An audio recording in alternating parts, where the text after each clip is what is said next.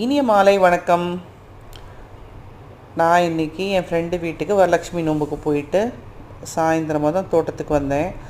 எல்லாம் களை எடுத்து வச்சுருக்குறாங்க, மஞ்சள் நடலான்னு சொல்லி. சரி, இது கூண்டு கிளி மாதிரி வளர்த்துக்கிட்டு இருக்கிறோம். இந்த சாப்ளிங்ஸ் எல்லாம், அதாவது நாற்று விட்டு வச்சுருந்தோம். கத்திரிக்காய், மிளகாய், தக்காளி எல்லாம். இது கத்திரிக்காய் விட்டதுமே வந்துருச்சு. மிச்சது தக்காளியும் எதுவும் வரல. அதனால் இன்னொரு ட்ரிப் போடுங்கன்னு சொல்லி காணிக்கக்கா கையில் கொடுத்து விட்டுருந்தேன். தக்காளி நாற்று லக்ஷ்மி அக்கா விட்டுட்டாங்க. நம்ம சேட்டை காணிக்கக்கா என்ன பண்ணியிருக்காங்க, ஒரே தொட்டிக்குள்ளே எவ்வளோ விதைய போட்டிருக்காங்க பாருங்கள். அதுக்குள்ளே எப்படி குறைஞ்சாலும் ஒரு 200 செடி இருக்கும் போல் இருக்குங்க. இப்படியே விட்டால் இது நல்ல நாற்றா நமக்கு கிடைக்காது. ஆனால் முளைச்சிருச்சு, என்ன பண்ணுறது? இதுக்கு ஒரு ஐடியாவை பண்ணி ஸ்பூனோட பேக் சைடில் அதை வச்சு எடுத்து அந்த சீட் ட்ரேயில் நம்ம டிரான்ஸ்பிளான்ட் பண்ணலான்னு நான் சொல்லியிருக்கேன்.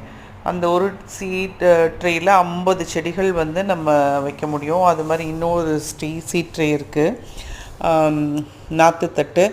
அதில் நாங்கள் ஒரு டைம் சவுக்கு கன்று வாங்கிட்டு வந்தோம். அதனால் அது பெரிய சீட் ட்ரே, இது இங்கே கிடைக்காது. ஊர்லேருந்து சவுக்கு கன்று எடுத்துகிட்டு வந்தபோது வந்தது. ஸோ இவர் தான் அந்த முளப்பாரி மாதிரி இருக்கிற மிளகா நாற்று. அதை எடுத்து நாங்கள் இந்த சீட் ட்ரேயில் டிரான்ஸ்பிளான்ட் பண்ணோம்னா இன்னும் கொஞ்சம் நாளில் அதை எங்களால் பூமியில் நட்டு வைக்க முடியும். So bye bye.